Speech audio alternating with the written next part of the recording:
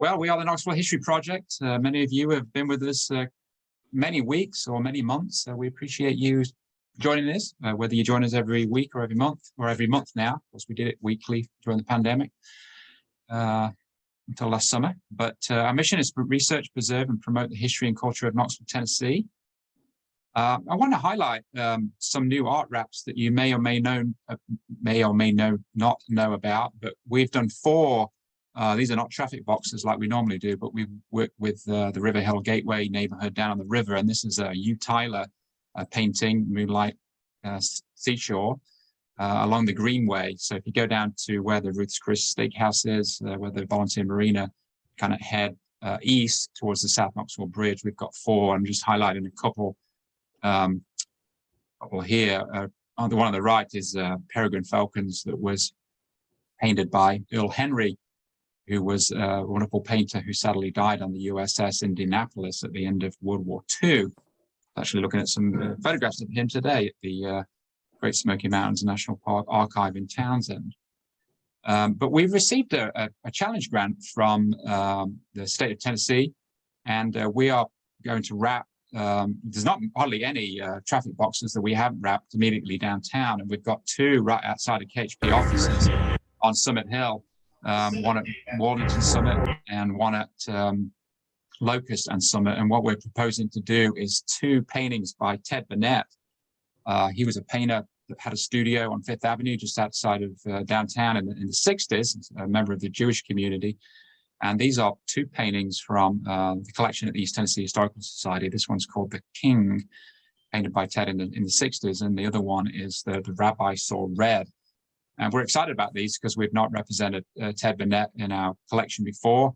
And also that these locations are about the closest traffic lights you can get to where the Jewish community center was, which was just down the hill from the KHP building into the 60s, early 70s, I think. And then also the Temple Beth El that used to be on the corner of Vine and Broadway. So if you're interested in making a donation to support this, we've got to raise $1,800 to match the grant. You can do it on our website, or there's a link in the chat bar. We appreciate you taking consideration of that. Help us along. You can donate online on our website, knoxvillehistoryproject.org. Also, if you'd like to learn more about the art wraps, we have a wonderful photographer, Mike O'Neill, has been taking some wonderful photographs, has redone all the photographs of our downtown art wraps gallery, which is on our website. You can check that out on our Engage page. Also, if you're interested in watching recorded sessions of our previous talks, you can find them a couple of rows down there under History Happy Hour. Also, Laura's joining us tonight. Laura Still, walking historian around town. See her all the time. If you've never taken a tour with Laura, and temperatures are really great right now, check out knoxvillewalkingtours.com and join Laura. She does tours pretty much every day of the week, so we should love to hear from you. This program is supported in part by a contribution of 202 funds by council member Lynn Fugate, a friend of ours. And also generally through the next 12 months, this series is supported by a grant that we were awarded through the Arts and Culture Alliance with the City of Knoxville, through the Department of the Treasury as well. So thanks to everybody involved with that. I'm going to hand it over now to Jack. Take it away, Jack. All right. Thanks to everybody for joining us tonight. We did a similar Zoom about a year ago about UT campus, but this we've been working that doing a lot more research to work that into a free walking tour, printable walking tour that we're going to put on our website in the next few days, probably. Because we've been working on this a lot, we thought it'd be fun to share some of the new stuff that we've learned in the last few weeks of working on this. Paul and I have been working closely together on this project. UT campus is surprisingly for those of us, including me, who graduated from UT, and even people who think they know the place from hundreds of football games over the years, may not know what a fascinating place it is. And I really didn't appreciate it myself until I started giving tours of UT campus a few years ago. And I keep learning new stuff about it all the time. It has a has a deep and complex history. It's not UT's very first. It's not the very first college that Samuel Carrick started in 1794, but it's really old. It goes back to 1828. And has it's unique in some ways geographically because it's in a peninsula of a river. It's a very aquatic campus because it's kind of defined by second and third creeks as well, but also has a kind of a history of American collegiate architecture that you can kind of read into it. And we began here with this image of a gargoyle from Hoskins Library. I don't know how many of you recognize that right away. But Hoskins Library is kind of a modern collegiate Gothic building. I say modern, it was finished in 1931, I think, a classic Charlie Barber production. Charles Barber, founding architect of Barber McMurray, was fascinated with kind of medieval revivalism and Gothic revival style architecture and did a lot of that here in Knoxville, both in private homes on Kingston Pike and in Sequoia Hills some, but also downtown and the well-known Methodist Church on Henley Street, and it's called the Church Street Methodist Church. But also at the same time, it was doing Hoskins Library, which inside and out. I think we have some inside pictures later. But of course, this is UT is an old campus. Only one of these buildings are still standing, and I'll see if you can guess which one, but this was the campus as it looked when it became the University of Tennessee. This is something a lot of people may know, that this was UT was founded as Blount College, was strictly a small regional college at first. Blount College, then East Tennessee College, then East Tennessee University, and by the time it was moved to the Hill, it was an East Tennessee College and became East Tennessee University on the Hill here. But then it, thanks mainly to Civil War politics, it got Morrill Act funding, which was a federal funding that had been reserved for, that was made available for public universities, but it happened to pass Congress during the Civil War. So only Union public universities got access to this kind of funding. And it was a long time after the Civil War that most universities in former Confederate states got it, were considered trustworthy enough to get Morrill Act funding. But UT being in Knoxville, which was such a stalwart Union place, thanks to everybody from Parson Brownlow to Horace Maynard, and including UT's president at the time, who was Thomas Humes, got this funding in 1869. And by the 1870s, it was obvious that Knoxville's campus was head and shoulders above the other public universities in Tennessee in terms of sustainability and funding. So this is how it became the University of Tennessee in 1879 when Thomas Humes was still president. Yeah, and here's a picture of it soon after that. By the way, in that picture, the only building that's still standing was the one on the left, which is South College. Yeah, that one there. That one's still there, and that's the oldest building on campus today. I'm glad it's still there. At least it's the only 19th century building on the whole UT campus, at least built as an academic building. But we'll talk about that a bit later.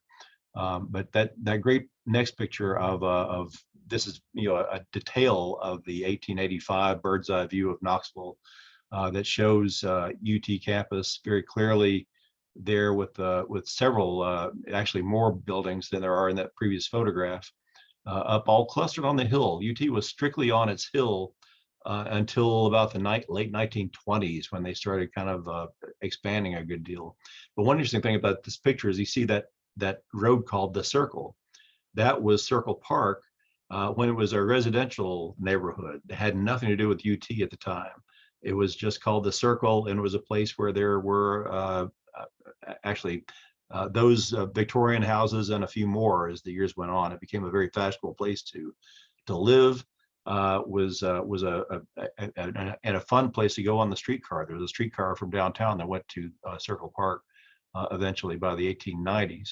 And I think we see an early images of the Tyson home up on the left side, and also the well-known Cowan House And there's also the gardener's cottage over right next to that that is still standing. That was just a cottage for a gardener who was either from England or Ireland, depending on who you believe, who worked for the Cowans, who lived in that big mansion there. But you know, fascinating detail. We have this big giant print of this on the wall, and I've known about this for 30 years, but it seems like every time I look at this, I notice something else. It's surprisingly precise in terms of the houses it shows and what they look like. But it's a useful resource. Next one. All right, this is Ayers Hall, which we all know very well. Ayers Hall has not changed much except for, as many of you may know, the clock up on top was added just about 15 or 20 years ago. It was in the original plans, but was not added till later. Ayers Hall was planned during the administration of Brown Ayers, who's a fascinating guy, and he didn't want to call it Ayers Hall. He was going to call it the administration building. He was a scientist. He had a very, very simple and unfrivolous name for it. But he died just as they were beginning to work on it, and it was named in his honor because he had been the president who gathered together the whole idea of building an iconic building on top of the hill to symbolize University of Tennessee. And he got a architect from Chicago named Grant Miller, who was with a firm called Miller, Fullenwider and Dowling. But Grant Miller was actually well known in Knoxville for about 20 years. He did most of his work with UT, but he actually, some of you may be old enough to remember the old Loss McGee Library downtown, which was where the TVA Towers is now, or near there, on the hill north of Market Square. And he designed that back in 1915, before Ayers Hall. But he designed this building, which is probably the best known building of his career. He did some other collegiate buildings, impressive ones, but this is really kind of takes the cake. I think it's some people have called this collegiate Gothic, which became kind of the style of UT campus. But architects are quick to say that, wait a second, how can it be Gothic if it's so symmetrical? It's really more Elizabethan revival. It's Gothic in the sense it's got arches and things, but also has some real gargoyles on it. And so it's and there's a head sticking out of the side there, but also some uglier gargoyles up higher on the building. But it's a beautiful building, and it was completed in 1921, so it celebrated its centennial last year.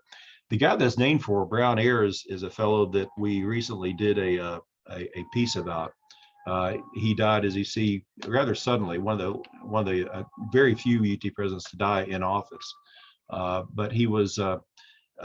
I never knew very much about him. When we talk about the history of UT, he's usually talked about as a fundraiser and a guy that made friends with politicians and so forth. But he was before he came to UT, he was kind of famous in New Orleans, where he spent most of his life before he came to Knoxville.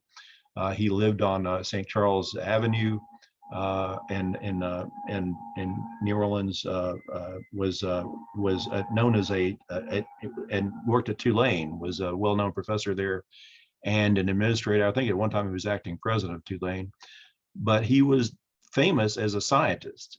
He loved the new wonders of electricity, and by the 1870s, and this is something we have just learned in recent months, he was experimenting with all sorts of new electrical devices, and including the telephone. And he got to know Alexander Graham Bell, actually worked with him in demonstrations of the telephone in New York as a very young man, and also knew Thomas Edison. And there's some surviving correspondence between Brown Ayers and Thomas Edison.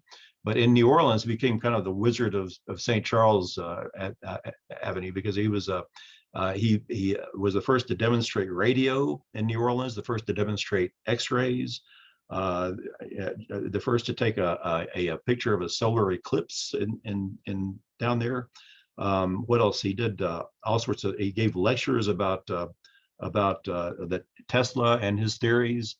He gave interviews about the the fact that airships were on their way, as they called them, airships, airplanes. Before the Wright brothers, he was saying this is going to happen. We're not sure when, but it's going to happen sometime. Anyway, but he was a kind of a fascinating guy who had just a kind of a career as a public scientist, I guess, to explain the wonders of science to the masses in New Orleans. And he became well known for that there. And surprisingly, and I found this out just a few months ago, he was the guy that demonstrated radio in Knoxville before he was president, before he was connected to UT. He used to come here for the summer schools of the South, but in 1902, he was here demonstrating, actually making a radio transmission on the Hill in the summer of 1902, and showing off this amazing new technology to wondering eyes and ears. Anyway, a fascinating guy who I'm sorry that his career, the interesting part of his career, seems to have ended about the time he came to Knoxville and became a chief administrator, when his main concern was raising money and going to Nashville and Washington to try to further those ends and dealing with politicians and so forth. The lot of a university president, I think. But he did lecture occasionally in engineering and was still interested in all that. And of course, by the early 1900s, the wonders of electricity, it was harder to amaze people with things you could do with handy devices. Anyway, it was a fascinating, interesting guy that it's a well-deserved honor to have his name on that big building. It was actually completed under the time of Harcourt Morgan, his successor. He was actually more of a handshaker than Brown Ayres was. Next one, please. Okay, this is, I just mentioned this briefly. This is something that's been all but forgotten, the Summer School of the South. This was an event that happened every summer for about 15 or 20 years on the Hill. And when it happened, it was a bigger thing than the university itself was. The Summer School of the South, it sounds like a summer school. It sounds like less than it actually was, but it was a big Chautauqua-like intellectual festival for public and private teachers from across the South, but also probably, they say about people from about 20 states attended this in Knoxville every summer. And they would have lectures by all sorts of people. John Dewey, the philosopher, Jane Addams, their reformer from Chicago, was there. William Jennings Bryan, explorers from who'd just been to Africa or India were here. They talked about in fact, they talked about the Indian independence movement here. So there were all sorts of professors, teachers, philosophers, authors giving hundreds of lectures. It was kind of like Bonnaroo, but with ideas instead of rock and roll music. And also at night they would have performances, both of actors and musicians. If anybody remembers Charles Coburn, the well-known Hollywood character actor of the 30s and 40s, he was here frequently, almost every summer, doing Shakespeare as a very young man. It's a fascinating thing. I would love to see revived, this idea of but thousands of people. This is the time that UT had about 500 students, but thousands of teachers would come here in the summer. It was busier in the summertime, the Hill was, than it was during the regular academic year. But you see the old buildings in the background before the pre-Ayres Hall, old college that is with the tower on it. All right, next one, please.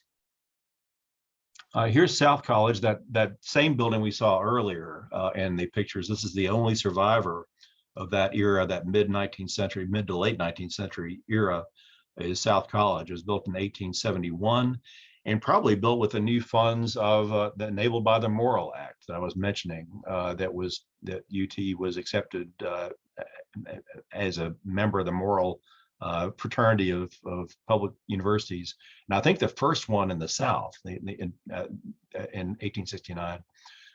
This building was built right after that, and it has served as all sorts of purposes. It's been, I think it was an administration building at one time. It had classrooms. I think it was originally a dormitory though, but it's been served lots and lots of purposes over its years, and it's kind of a classy looking old-fashioned building. We're lucky we still have it. It's 3 stories on the top side, but 4 stories on the back side. And we have a picture of the something on the back of it next, Paul. Yeah, here's maybe you may know Ray's Place, which is a restaurant on UT campus in the basement of South College, the oldest building on campus. And it's not associated with the university precisely, but it's made available through a special program, New Deal era program, to help the blind business people to run businesses. This began back in the 1940s in Knoxville, and it's always been run by a blind proprietor. So it's an interesting. It's actually an interesting relic of the New Deal, but also a great place to have a nice meal on campus without feeling like you're part of the big orange machine. But it's a lovely place. I'm really glad it's still there, and hope it will always be there. It's been run by 3 or 4 different proprietors over the years. Many people are confused to come here, and they remember the old blind guy that ran the cafe there 50 years ago. Say, gosh, is he still here? But it's been a different. I think they have this. Ray has been there for 30 years or so, but it was someone else before that. But a great little institution on campus. Next one, please. All right, here's the Austin P building. This is a building that's actually at the core older than Ayers Hall. I think it was built around 1912, and it was designed, the original building was designed by Grant Miller, the same guy that later designed Ayers Hall. Although this one had a major makeover, and it was kind of a sort of a late Victorian design early on, but that they redesigned it in the late 1920s, early 30s to fit in more with the collegiate Gothic style. Although the interior of the building looks like the original I think it's 1911 that they finished this building, and it has or 1910 perhaps. It has a little memorial to Cooper Schmidt, who was a much beloved math professor who actually died after he collapsed during a lecture at South College. But was much beloved by the students. He was also the father of Bernadotte Schmidt, and they lived over on White Avenue. Bernadotte Schmidt later won the Pulitzer Prize for history. Bernadotte Schmidt was a well-known, much rewarded Rhodes Scholar, and was even won the Pulitzer Prize for history by going to Europe and interviewing everybody that was involved in World War I. Basically, he even found the Kaiser was still alive when he went over there. This is some years after the war, and he spent the whole day with the Kaiser and described it in this book. It's kind of a surreal book for a historian to read. Anyway, long stories, but it's been used for psychology and other things, mainly classrooms now. But this was for a long time was the administration building. It says administration building, and I think it became that in the 1930s. And it was a place where a lot of drama happened. This is where the decisions to desegregate UT were made. First in 1952 to desegregate the graduate schools, and then in 1960 to desegregate the whole student body. But it was and had a very dramatic moment in 1970 that some of you may remember, when some students who were exercised about the war and a lot of other things, but were reacting to a lot of things, including the fact that UT had chosen a new president, Ed Bowling, without conferring with the students. And that was what their big demonstration was about.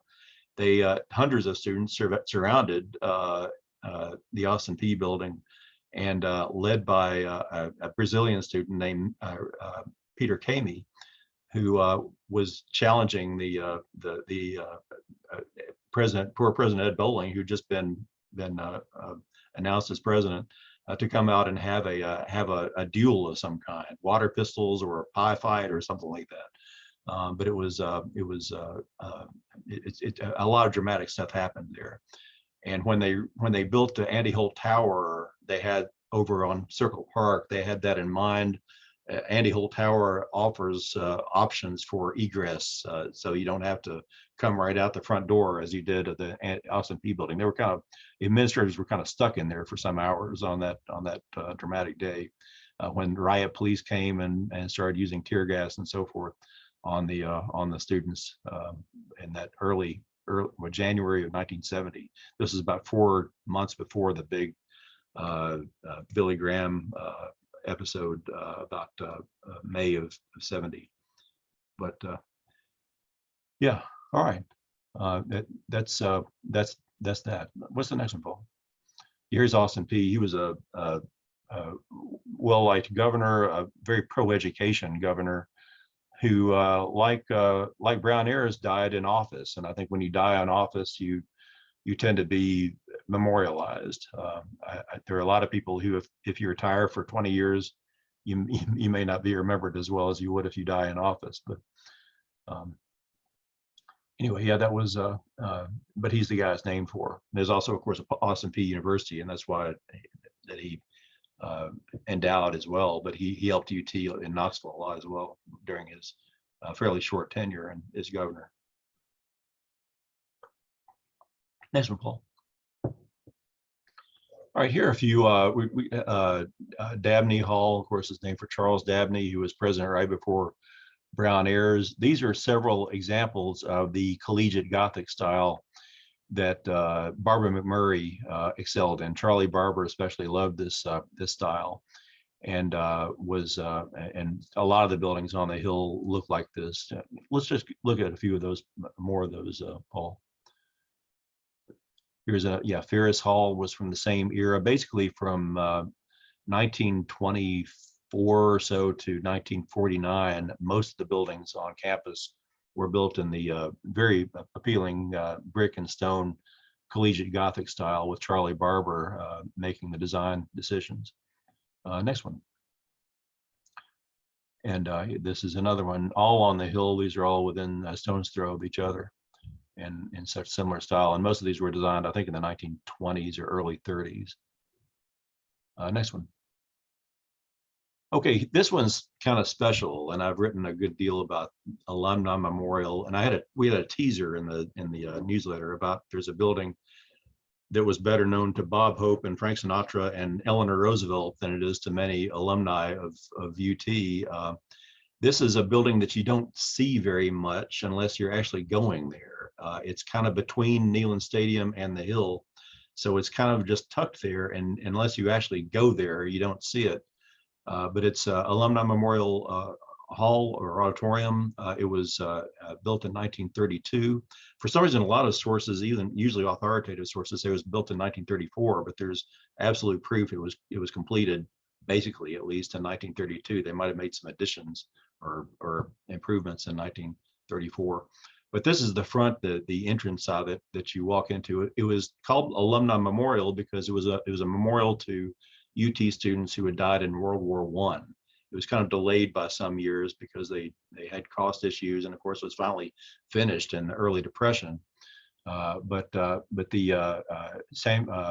Charlie Barber designed it, and the ironwork on the outside is of special note. This ironwork is by a very well-known immigrant from Eastern Europe named Samuel Yellin. In fact, I'm not sure he wasn't from Ukraine, but he was. He worked here in America for a long time and was considered one of the greatest iron workers of his era, and was known for these elaborate designs. He did work with Charlie Barber. They knew each other. They worked on several jobs together, including the General Building on Market Street downtown, which is another Charlie Barber building. That's the tall brick building on the corner of Market Street and Church. Anyway, but there's less elaborate design on its front. But these cast iron sconces or flag, actually they're flag holders, I guess, are on the alumni memorial and are one of the things that makes it distinctive. Samuel Yellen is well known nationally. He died just a few years after this, and is honored by people who appreciate good ironwork. I've seen him mentioned, I think, on Antiques Roadshow or something once or twice. But good work. He lived in Pennsylvania at the time. He was not local, but he came down to Knoxville several times to work with Charlie Barber. All right, next one, please. Yeah, here's another shot. Yeah, you can see the ironwork much better in this picture. You see these arches, these big stone arches of the sort that Charlie Barber loved. This of course, Alumni Memorial was where a lot of very famous performers performed, and the reason it was so important was that at this time, Knoxville, downtown Knoxville, a lot of the old auditoriums were getting run down or being used entirely for movies. So when they had a major classical performer or a lecturer or a jazz band that wanted a good place to perform, even if they didn't have anything to do with UT exactly, they had they would sometimes place them at Alumni Memorial because this was the best place in Knoxville to hear a concert, even though the acoustics were not ideal. But this was a nice big place that held a lot of people. And so that's the reason why Tommy Dorsey and his orchestra in 1940 came here with his young new singer named Frank Sinatra. And I would love to find out more about that concert. I've talked to only one person in my life who ever saw it, but it was he was kind of a phenomenon when he was there, but got very little attention in the newspapers. The newspapers were they usually just covered UT concerts on the society pages, and they were the main issue. The main news in the society pages was who was dating whom, and they would talk about who brought what date and what they were wearing. And then at the end of one of these articles, it says, and the singer was named Frank Sinatra. So, but it was I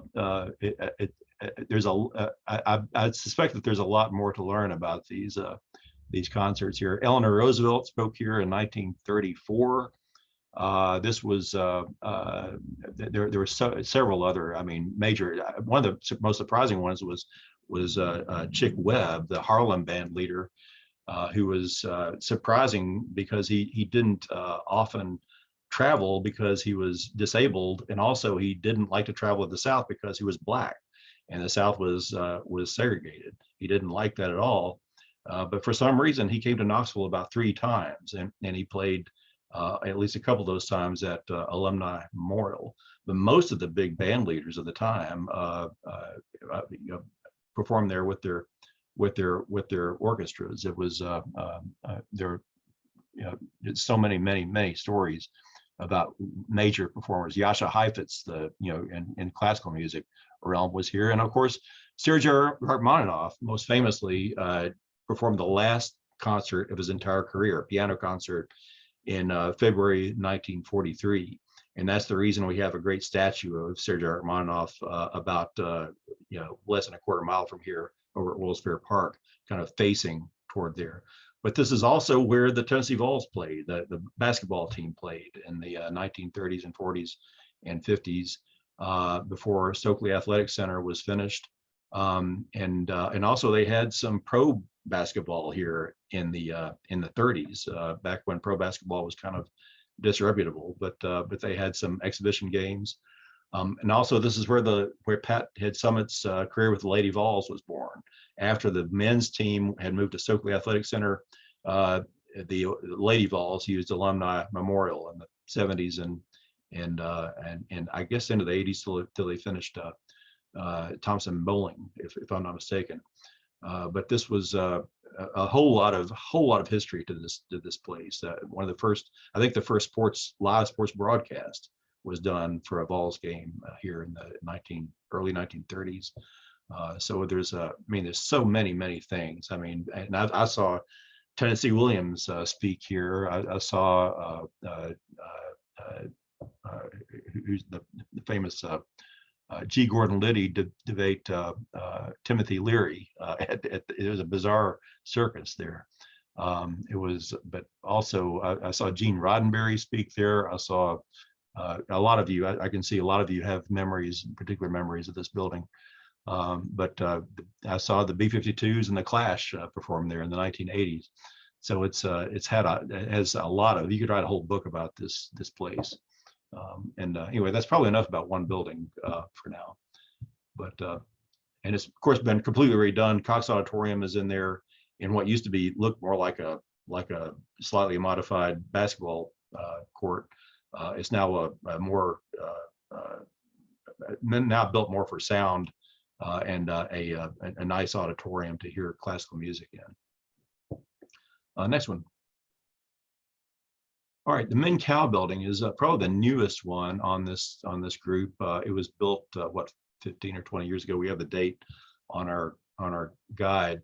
But Min Cow was a Taiwanese student of engineering and physics, was here in the 1970s. Min Cow is a guy who should be famous because he was co-creator of the Garmin. This was he's the guy that figured out how to do geolocating with a handheld device. So this was something that made him kind of famous and also kind of rich. And he was happy to come back to his alma mater and make a major donation to make this building, this engineering building, possible right at the northeastern foot of the hill. But an interesting modern building and contrast with some kind of nods to the Gothic peaks of the rest of the hill. But it looks like an interesting machine, some kind of a rotor sort of thing to me. Next one, please. All right, this one we haven't gotten a good picture of this yet. But I love trees, but they kind of obscure architecture sometimes. Jesse Harris. This was what they used to call home economics. I think they call it something else now, but it's Jesse Harris was the longtime director of the home economics program and was the first woman to have a building named for her. She worked in this building from when it was built in the late 20s, I think, until she was still alive when they renamed it the Jesse Harris Building in the early 1960s, I believe. But fascinating woman. She did a lot of world travel in her life on official missions to India and elsewhere, trying to improve, help teach home economics to people who really needed it in third world countries. But a fascinating sounding woman, interesting life. This is, I think, the first time UT built a building on the north side of Cumberland Avenue. So this is a time that UT is just beginning to expand off of its original hill. This was probably the very first indication of that expansion. This had been all residential before that. Next one, please.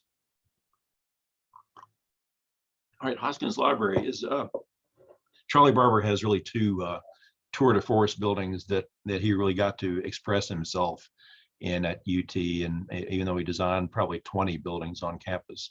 But the Alumni Memorial and Hoskins Library, which were designed almost at the same time. Hoskins was slightly older than Alumni Memorial, but this was the main library for campus.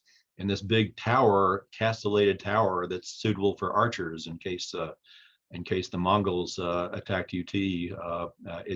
That was emblematic of the Gothic revival style that Charlie Barber so loved, and that's why there are gargoyles on the building, and why the interior is so great. It's the interior looks like a place. There's that gargoyle we saw to begin with. I think you can touch that one. It's near the front door, but inside this great you picture Errol Flynn having a sword fight in this great library, and their inscriptions on the top. One interesting thing about this, the stencil work was done by Hugh Tyler, the artist, who was famously the uncle of James Agee, who's actually a character in Agee's A Death in the Family.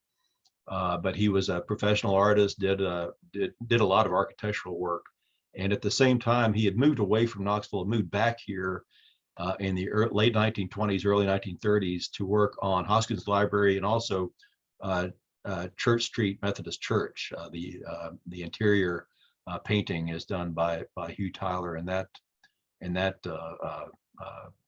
church. And of course, Paul earlier mentioned the new art wraps down on the riverfront by Hugh Tyler, the same guy. He was also a fine artist, painter, and worked in oils.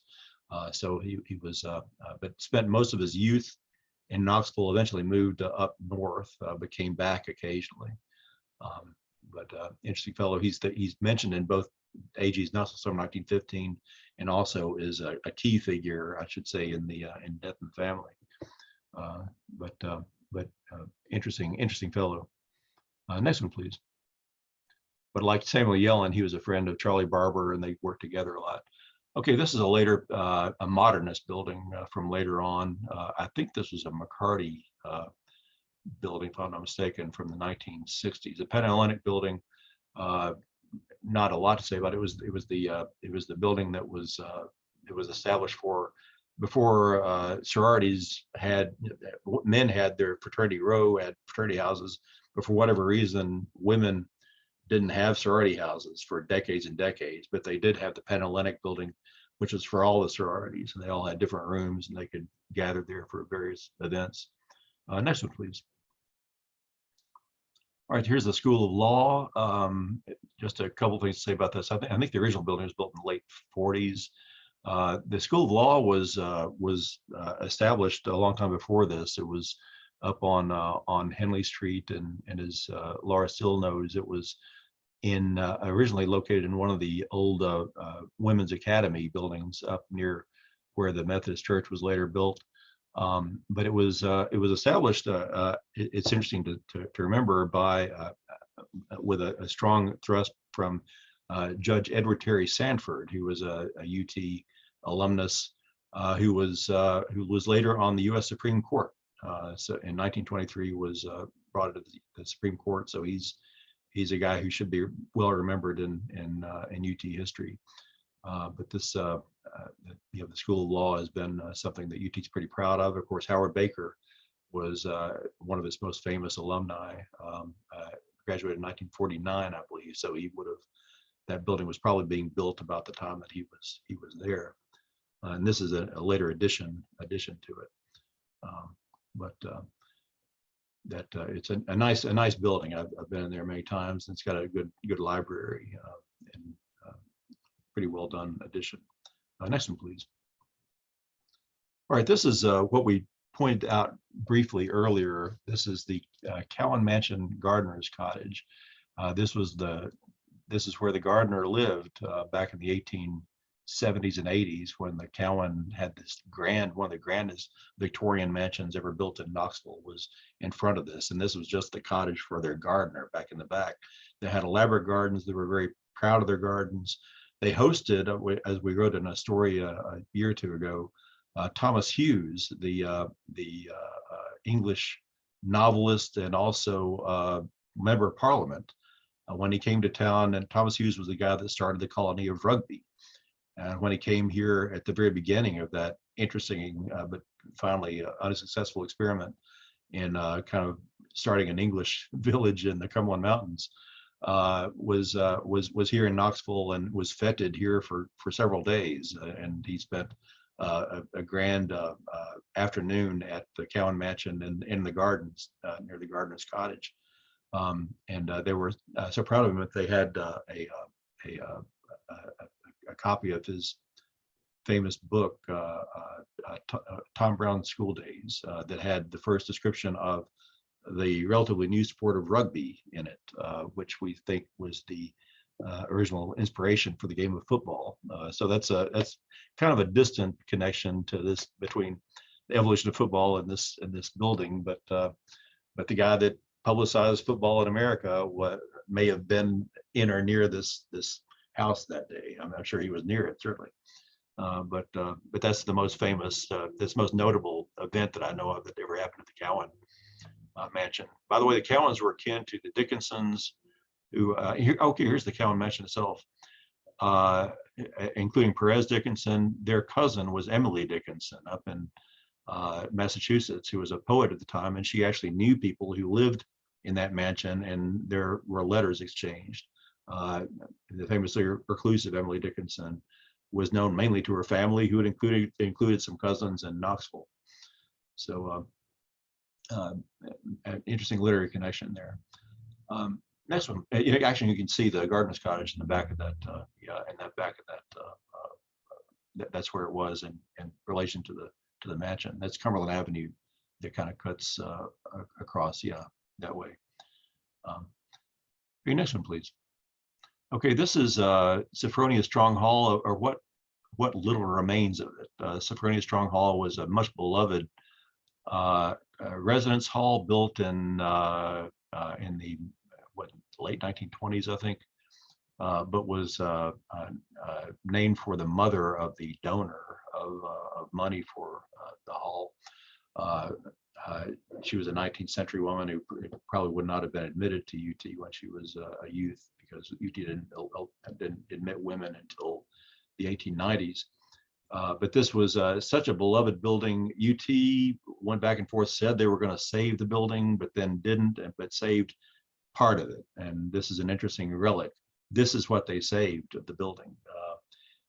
It looks kind of absurd, but it's better than nothing. I'm glad that they built a new building all around this kind of symbolic relic, remnant, ruin of it.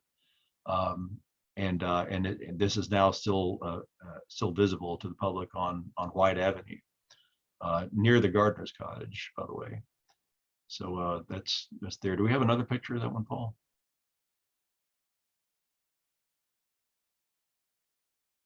Yeah. Okay. Well, this is across the street. This is Henson Hall. Yeah. Sorry, we don't. Are you finished on this one? Or? Yeah.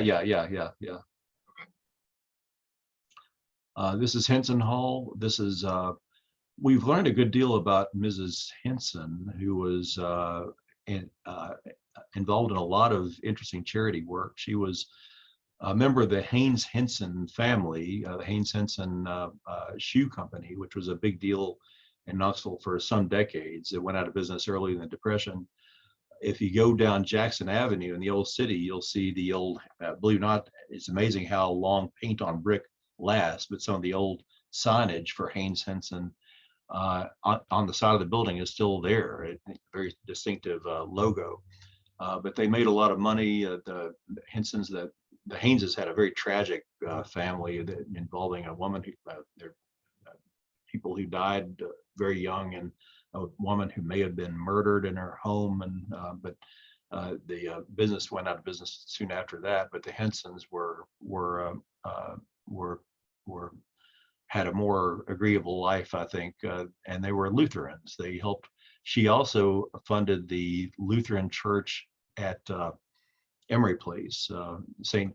John's Lutheran Church, a beautiful old church there, and very much a medieval style church, like a cathedral, a very small cathedral is there. But she was also involved, as we've learned recently, the Henson, Williams Henson School for Boys, which was a Lutheran orphanage off of Maryville Pike, and I'm glad the building is still there. It's now an event center called Dara's Garden, but that was also her work. So you can kind of trace her philanthropy around town, both looking at Henson Hall at UT campus, the Lutheran Church, and also the old Williams Henson School on Maryville Pike. So she had a big impact in her life. Her long life as a widow of a shoe magnate. But you see, this is another Charlie Barber work. Henson Hall, I believe, is 1931. So this is again when UT was just beginning to spill off of its hill. This is not on the hill. This is over to the west of the hill. But you see the castellated parapet there, and the kind of the hallmarks of Charlie Barber's style of medieval revival architecture. Next one, please. All right, this is the Tyson House. This was designed by Charlie Barber's father, George Barber, And George Barber, I shouldn't say unfortunately, but he lived long enough to see the style that he made famous go out of style. He was a late Victorian. He was famous for his late Victorian work, very elaborate Queen Anne gingerbread houses that are famous in the Fourth and Gill area. But he designed a Victorian house here and lived long enough for the Tysons to say, "Hey, that's out of style. Let's get us another style." And he designed a different this different kind of neoclassical style with I think the only Corinthian columns I know of in the UT area. These are real Corinthian columns there. But the Tysons were a very prominent family. Lawrence Davis Tyson was a guy who had been. This is amazing. He looks like a prince of the Hohenzollern family or something there, doesn't he? But he was a career military guy, although he got involved in various other businesses too. But he was with the cavalry when they were chasing Geronimo and the Apaches across the West as a young officer. But came to Knoxville, married a local girl who was kin to the McGees and McClungs, and they were raised a family here, had a couple kids. He got a job as a professor of military science at UT, so he lived very close to campus, and that was their home. He was later, of course, he was involved in the Spanish-American War. He had an administrative post in Puerto Rico for a year or two after the war. Came back to Knoxville later on, was involved in World War I as a brigadier general during the war, and later still was elected U.S. Senator from Tennessee in the late 1920s. But he and his wife had a couple of kids. Their son, Charles McGee Tyson, kind of avoided the war for a while, was not involved in World War I until the final months of it, and he joined he wanted to learn to fly, and he got a berth as an officer in the flying, I think the Navy Signal Corps, flying airplanes around the English Channel, patrolling the English Channel for U-boats and U-boat activity. And the plane crashed in the final weeks of the war in October of 1918, just a couple of weeks before November 11th, the end of the war, armistice, and was missing for some time. And his father came from the front to come help look for the body of his son. It was a crew of 4 people. One of them was one or two of them was killed right away, and at least one survived, but McGee Tyson was missing. So they recovered the body, buried him. He's buried with his parents at Old Gray Cemetery. And by the way, Old Gray Cemetery is having their annual big event next month, and Laura Still and I both lead free tours of Old Gray on that day. It's always fun, but I always include the Tyson plot. It's the biggest single grave in Old Gray is the Tyson grave, and of course Tyson Street is named for them. But long stories, but they were so bereft at losing their son McGee Tyson that Betty Tyson, his mother, had the idea that Knoxville will give you a park. You've always wanted a park. We'll give you a park if you just assure us that your airport will always be named for our son. And that was why we have McGee Tyson Airport. Even though it's in Blount County now, it's still named for McGee Tyson. The original one was on Sutherland Avenue. But that's as I understand it from lawyers I've talked to, if we ever decide to call it the Knoxville Airport or the Knoxville or Blount County Regional Airport or something like that, we would have to give back Tyson Park to the Tyson family. By the way, his great granddaughter, I think, was the first female president of Harvard, Drew Gilpin Faust. So there's still an academic family after all these years. She's also an author of a great book about the Civil War. But interesting, fascinating family. Next one, please. All right, here's Melrose Hall. This was a rather later Barbara McMurray design. I think this is one of their, in 1946, they didn't do many collegiate Gothic buildings after World War II, but this is one of them. A dormitory that's named Melrose because it was actually named for the Melrose house, the mansion that was still standing when this hall was built, and remained for another 10 years or so. They coexisted on Melrose Hill there. And the Melrose Mansion was an antebellum Italianate house that had a beautiful place where Thomas O'Connor, the famous guy killed in the famous gunfight, the Mabry O'Connor gunfight of 1882, lived there. In fact, that's going to be the subject of our next Maple Hall talk. So come out next second Tuesday in October to hear Patrick Hollis of the Mabry Hazen House talk about what he's learned about the Mabry O'Connor gunfight, the only gunfight I know of in history, including the Wild West, in which all three combatants were killed. But it's a remarkable story, interesting story about the Melrose Mansion and Lake Avenue, this named for the artificial lake that was there. But Melrose is beautiful. Melrose Hall. It's really I don't know why we decided we didn't need courtyards anymore like this, but it's a beautiful place to just walk through. Next one, please. All right, this is down the way, Hope Coat, and I've learned a lot about this lately. This was built in between 1921 and 1924, designed by John Fans Staub, and he got some national attention for this unusual English cottage revival style. And you see English cottage revival style a lot of the 1920s. It was a time that the first time in American history that we started building houses of different styles next to each other.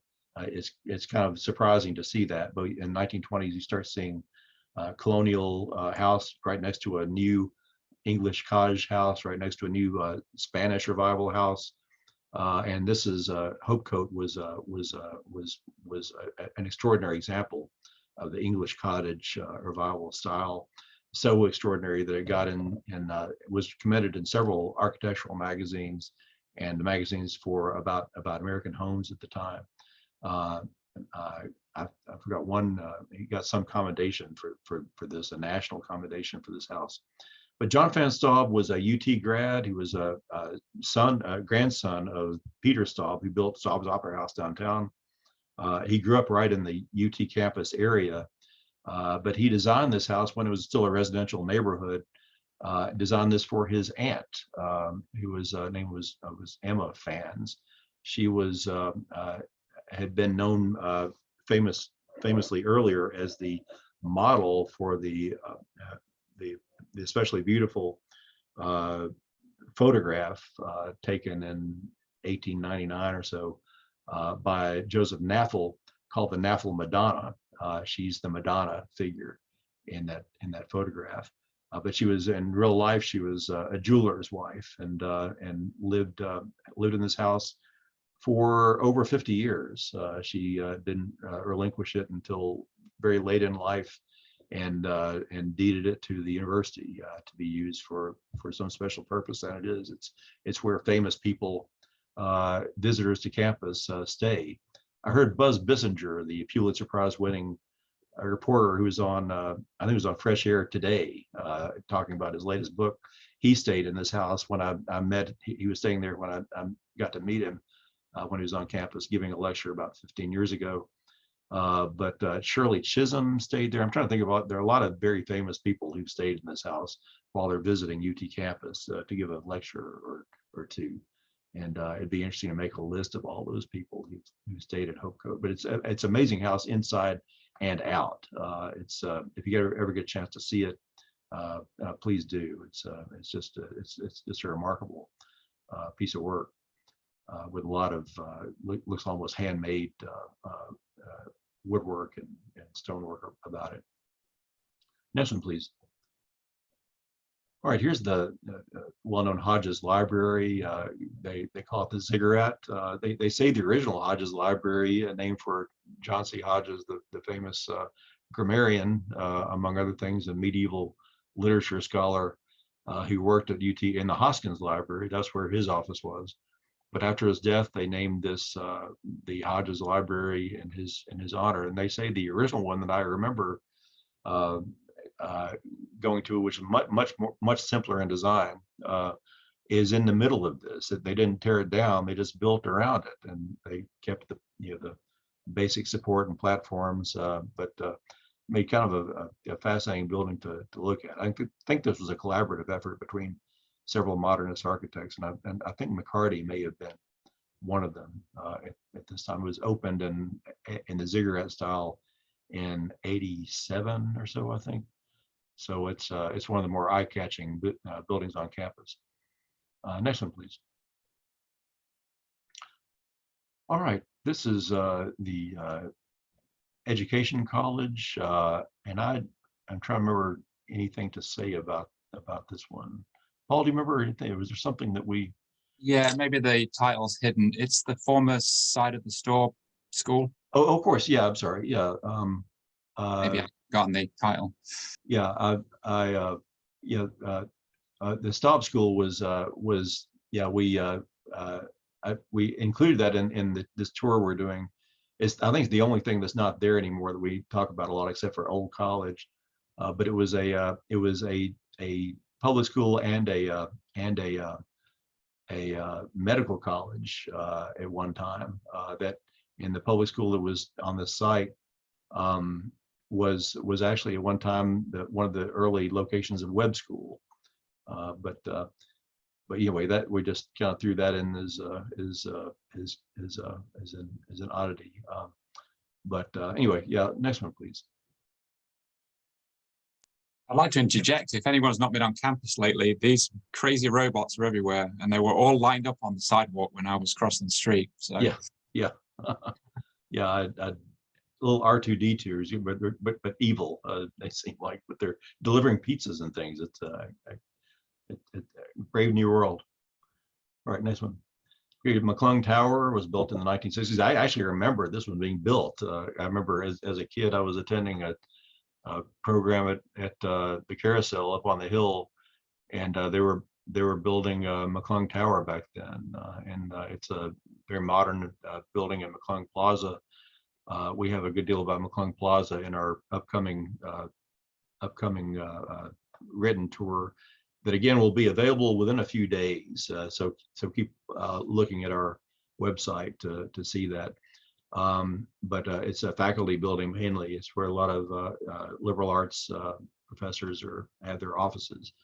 Pretty small offices for the most part, but it was endowed by Ellen McClung Berry, who has one of the most tragic stories in Knoxville history for someone who was so wealthy. She was a member of the McClung family, lived a charmed life for a long time, lived in a mansion on Black Oak Ridge in Fountain City. But then she had a grandson who was deranged and killed some members of his family. And she ended up alone and bereft, and was taken advantage of by a young man who seemed to be her protege at one time, but apparently cleaned her out. But there's a whole book about her by Barbara Aston Wash called Bless Her Heart or something like that. But it's a gothic horror of a tragedy.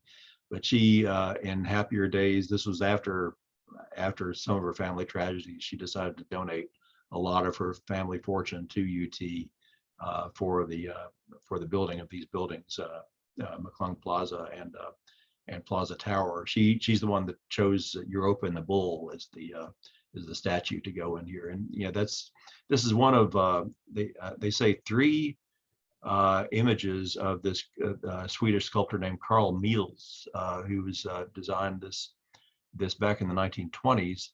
But I haven't found another one that looks just like this. There's supposedly one in Sweden, one up in Michigan or somewhere, but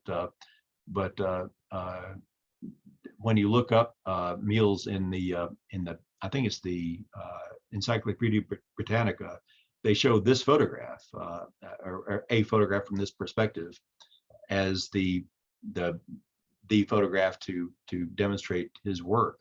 So it's more than just a copy. It's an especially good copy, well situated apparently. But it was not installed until after his death. But this went in 1968 when they built up McClung Plaza, and when we first began erecting statues in town after an odd period for about 30 years. We didn't put up any statues. Suddenly UT put up 2 statues, this and the Volunteer.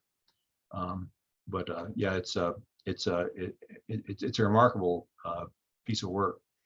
And it kind of shows an interesting relationship between Europa and this bull who, and I'll let you look up the story of their relationship, but it's kind of a surprising depiction of it. Next one, please. Okay, here's the other one. The Volunteer was erected just a few months before Europa and the bull, and the Volunteer actually goes back though to 1931. This was a design that came as a result of a big national contest, and I think it was a Yale student that wanted a guy named Theodore Beck designed the statue originally as an older man, not necessarily athletic, and carrying a lantern instead of a torch. But there was I think another proposal for this had this idea of a guy in a toga kind of advancing, and I think the committee talked to Mr. Beck into doing a different version of it and came up with this. By the way, the committee that chose this statue included some really interesting figures. One was Lindsay Mason, who was one of the most interesting artists in Knoxville history. Had studied with several famous artists up north, but he had a studio in East Knoxville. Was not known as a real social kind of a guy, and it's interesting that he was involved in this in 1931. But also Charlie Barber, we've been talking about a lot. He was on the committee, but leading the committee was a very famous sculptor named Laredo Taft. He did a lot of famous works of sculpture around in major cities in the north. He came to Knoxville to lead this committee and review all the designs, and he liked this idea and I think helped with the recommendations. But the statue was not erected for 37 years after it was originally proposed, and it actually appeared as in little statuettes on desks and things like that, but they didn't actually erect the statue until they did this massive urban renewal fueled redo of the western part of campus in 1968, during which they tore down all the Victorian buildings around Circle Park and rebuilt academic buildings and administrative buildings there, and also, of course, McClung Museum. That they put up the Volunteer statue, which has been there ever since. And I think the flame has been, if not eternally on, it's been certainly on almost all the time since then. But has witnessed a lot of stuff. This was during the anti-war demonstrations and occasional riots going on during the late 60s and early 70s. So it's seen a lot, that fellow. Next one, please. All right, this is an old picture of Circle Park, just to give you some perspective, kind of a postcard picture of not a Victorian building, but kind of a late, early 20th century building that was on that lovely circle. That was kind of a public place in the middle. It was a public park in the middle of all these very private residences. People would go to Circle Park though just to picnic or play baseball or something. It was kind of a fun destination from downtown. Next one, please. All right, here's the McClung Museum and the famous Edmontosaurus. They have this is a model, but they have the real bones inside the museum. Yeah, I just see a question about preservationists.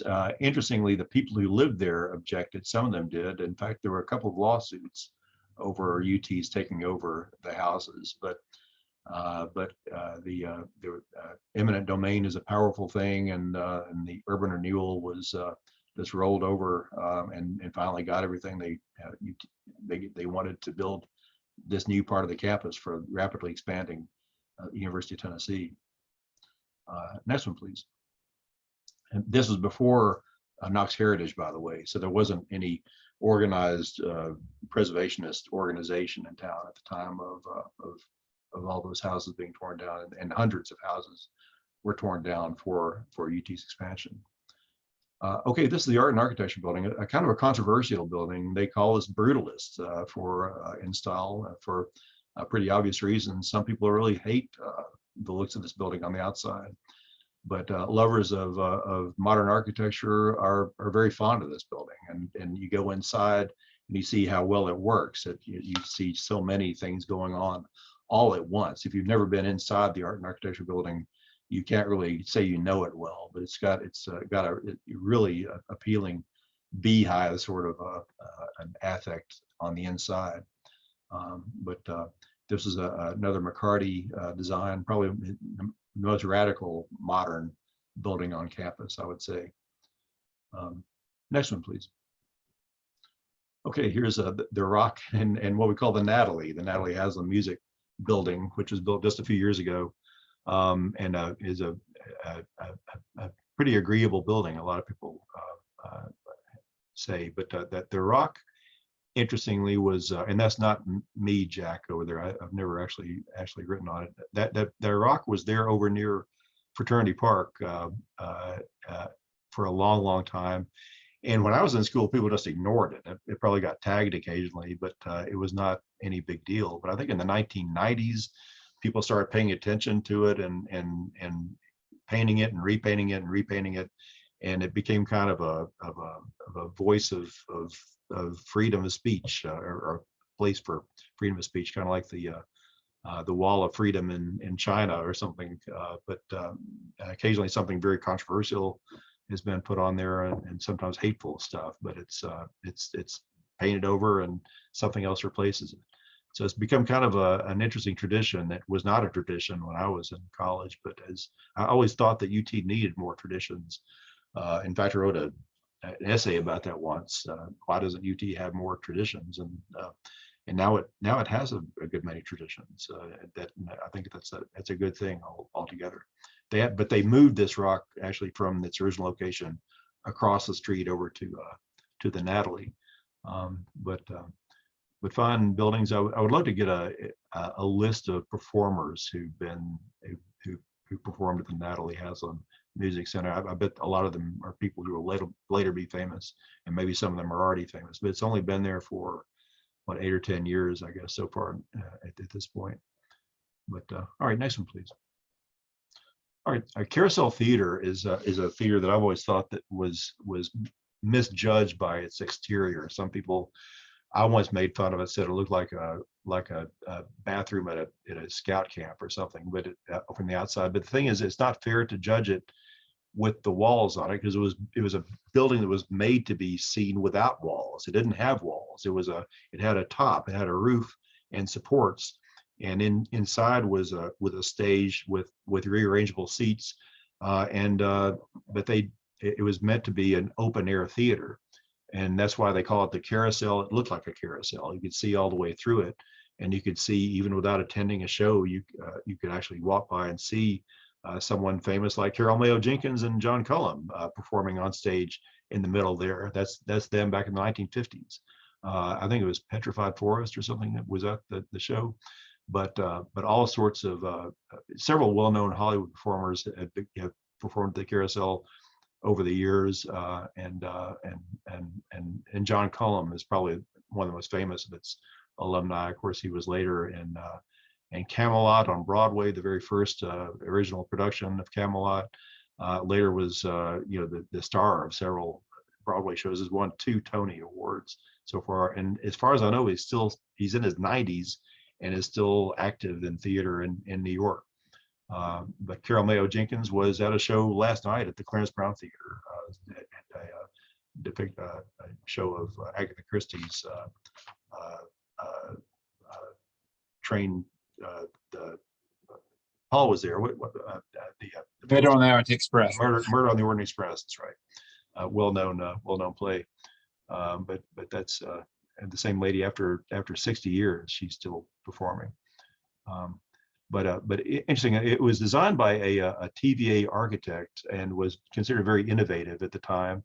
And this was a time that this was still part of a residential community. This wasn't just a UT project, although UT really supported the project because they didn't have a good place for plays except for big grand productions that could have been shown at the Alumni Auditorium. Although it would be hard to block out time enough to put up a decent set for a play there for a long period of time. So this was something that UT welcomed, but it was a community project. It was local people pitching in and doing this, and the architect was volunteered his time to do this theater in the round idea.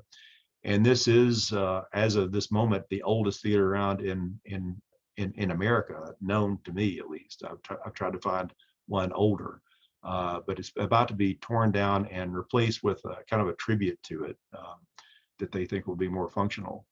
Anyway, it's an interesting thing, and they finally did seal in the walls so that it always looked like a scout camp bathroom.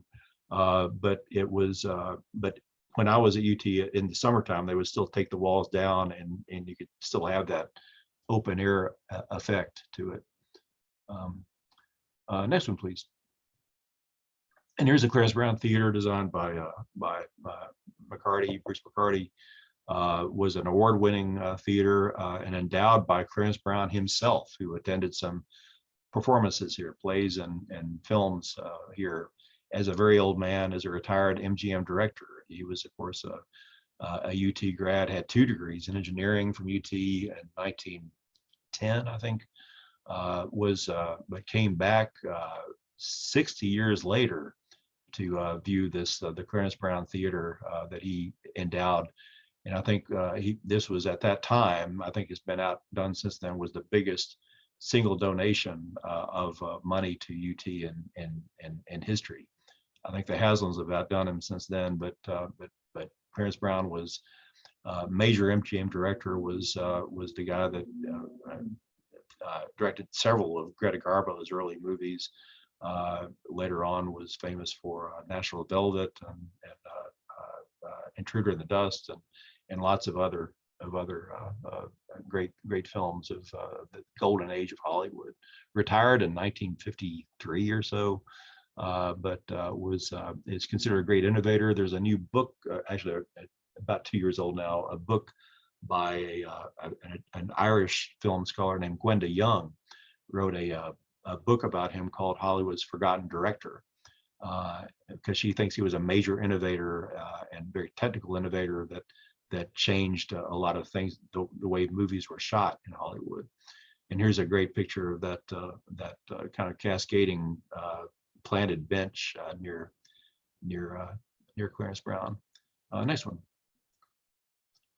All right, Alumni Hall and Neyland Stadium. You see Alumni Hall, you hardly even notice it. This is what you see, but that wonderful building is dwarfed by the stadium, Neyland Stadium. But Neyland Stadium itself has an interesting architectural history. I have architect friends who love the fact that you can see the progress of Neyland Stadium. You can see the old masonry 1940s horseshoe stadium in the middle of it, but also the superstructure around it.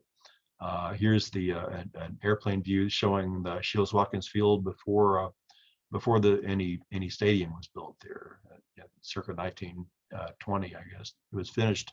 Shields-Watkins Field was finished in 1921, the same year as Ayers Hall. And they say that the checkerboard end zone was inspired by, and also the checkerboard audience in this one was inspired by the Grant Miller's design of the checkerboard effect on the tower of Ayers Hall. Interesting building. The oldest part of this building is 1948 or so, but it's been built on and built on. Was once the largest stadium in America. but I think it's now the 5th largest, if I'm not mistaken. It's actually gotten a little bit smaller while some have gotten bigger. But yeah, Bob Nealon there himself in the middle, kind of had the crazy new ideas about football, emphasizing defense at the expense of offense sometimes, and winning games with it. Okay, here's a statue that went up, was designed by a fellow named Blaine Burswell, I think his name was, who was he's the sculptor of busts at the Pro Football Hall of Fame, but he came here to do a portrait of Bob Nealon that makes him look a little handsomer, I think, than he really was. But this is based on one of the well-known photograph of Nealon. Nealon, by the way, the stadium was always called Shields-Watkins Field until early 1962, and Nealon was still alive, and he had heard that they were going to name the stadium for him before he died, and he needed only, upon his death, he didn't want a big deal. He just wanted a soldier's burial, and that's what he got. He's buried at National Cemetery near Old Gray Cemetery, and just the same kind of a stone that a private would have, but it does say he's Brigadier General, Lieutenant General, Brigadier General Bob Nealon. But very interesting guy, even if you're not that interested in football. Next one, please.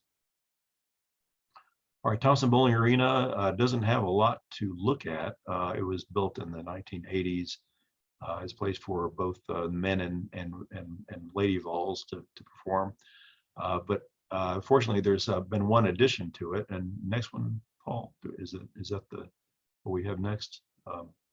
The Pat Summitt statue. This went up. And fortunately, Pat Summitt was still alive when she attended the unveiling of the statue in 2013, I believe it was, where she was tragically suffered from early onset Alzheimer's, but she was there with a lot of her star players from over the years when they had a big unveiling of the statue. And she's a hero to many fans of women's sports across the nation. Next one, please. And here's Lindsey Nelson Stadium. This was built in 1993. And again, I'm glad the honoree was still around to enjoy it. Lindsey Nelson, the famous sports broadcaster, nationally known, especially in New York, where he was the announcer for the Mets for a long time, but was also on TV for many, many years. Famous for his loud jackets. But he actually began his career to some extent in sports writing at this spot, because they were playing baseball here back in the early 1950s, and when he was reporting on it, and he later said that he got the call at the stands here. It was very simple stands at the time, that he got a job with NBC, I believe, and that he took off from there. But he moved back to Knoxville in his later years, and was here, was a columnist for the News Sentinel, and was here in 1993 when they announced this new stadium. So this was kind of a special place. It's notable for a few things. Like almost immediately, it was a playing field for Todd Helton, who was one of the most famous baseball players ever to come out of Knoxville. He played for many years as first baseman for the Colorado Rockies, but he began his career, his ascent to baseball fame here in Lindsey Nelson Stadium. Next one, please. All right, here's a few more stadiums, all fairly new. We'll go through these pretty quickly. I know we're probably running over. Regal Soccer Stadium, over not far from the other Lindsey Nelson Stadium. They're all kind of over there, kind of in the southern part of campus. Sherry Parker Lee and her softball stadium was built in 2007, I believe. We're grateful to Sherry Parker Lee, who's a good friend of the Knoxville History Project. We're glad she's here in town. She's a fine lady to have as your friend. But anyway, this is a neat place to see a softball game. Next one, Joan Cronin Volleyball Center. This was something I didn't know about until we began doing this research for this tour. This is kind of, unless you're a fan, this might be off register from the campus you know about, because it's over in that kind of southwest part of campus. Next one, please. All right, this is over the Ag campus, and we're learning more about the Ag campus. We have more about the Ag campus than we did in the last time we did a tour of UT. And Morgan Hall was built at the same time as Ayers Hall as kind of a companion piece to it, designed by Grant Miller, the same Chicago architect who designed Ayers Hall, and he designed Morgan Hall over here. And this was about the first time that I think they had actual classes in 1921 across Third Creek from the main campus. They had but for many years before that, they had what they call the experimental gardens, the test gardens, or farm. They had what they call it, an experimental farm. In fact, soon after we got the Morrill Act funding, which insisted on having agricultural training as part of your program from the federal government in 1869, they began immediately. They developed the experimental farm, which was on the west side of campus across the Third Creek. But it wasn't until the 1920s they began having classes there. They began building a campus there. And it's a lovely little campus. It looks like a small college campus, tree shaded with these kind of collegiate Gothic buildings. This is designed by Grant Miller, but there are others designed by Barbara Murray that are not. They were built not too long after this. Next one, Paul. Here's Harcourt Morgan, the guy's named for. A guy from Canada, an expert in agriculture, who came here and was a professor, much beloved. It's interesting that he was from Canada because he was, when he later became one of the directors of ET, he was a guy they picked because he seemed so Tennessean. He was known to give lectures in his overalls. But he was Ontario born and raised and educated, but was very popular with farmers and also with politicians. He was one of the most effective guys in the 1920s and 30s with dealing with the legislature and philanthropists and all the things that a president has to deal with.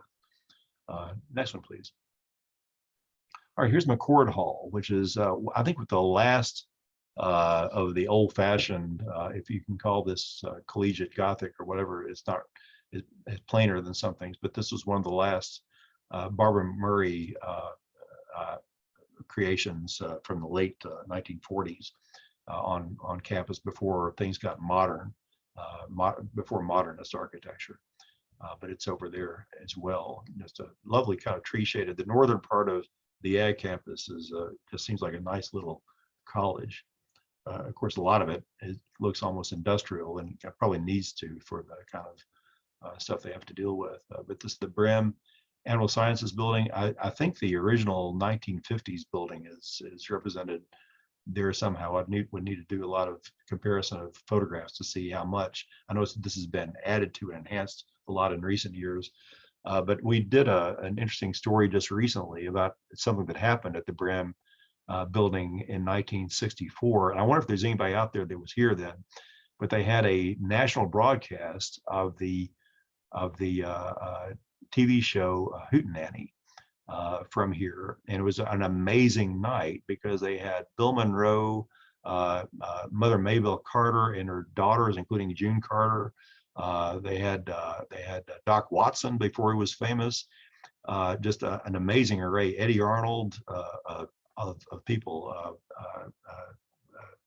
Who else? But also a young woman, the Simon sisters, including young Carly Simon, performed in this building in 1964. She was only 20 years old, playing with her sister. But it was an amazing a couple of nights actually. They had they did 2 national broadcasts from this building in 1964. If anybody out there was there, I would love to hear from you about that. Next one, please.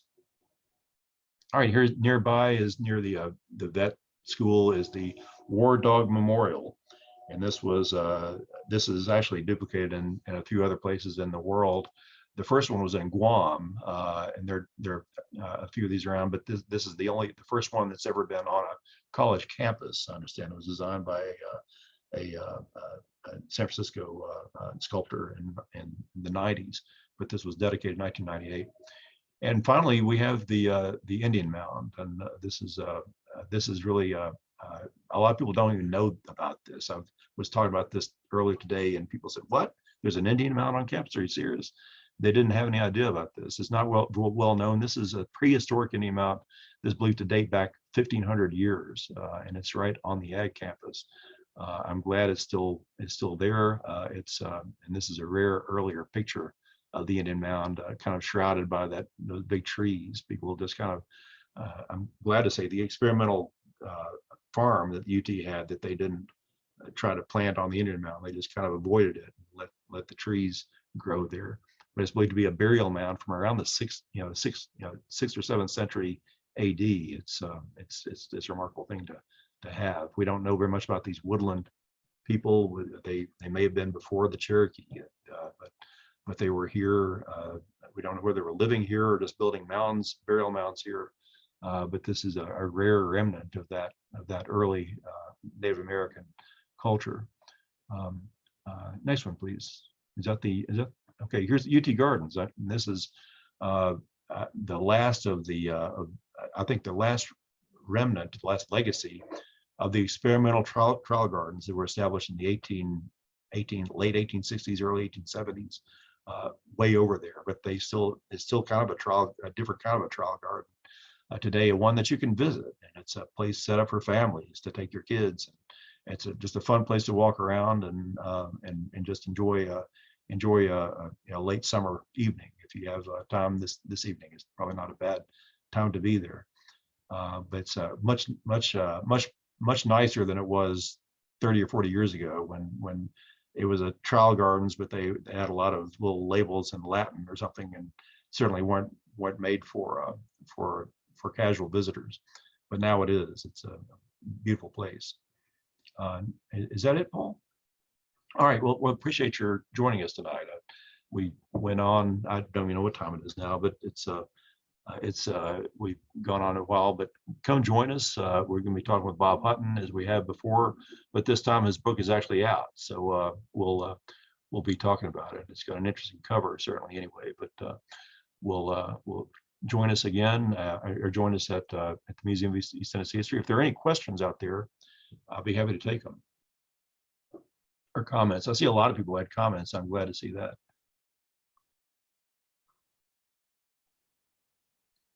All right. Well, I really appreciate your joining us tonight. This has been fun, and I'll go to see some old friends out here tonight. Good to see you, Gene. I haven't seen you in a long time, but it's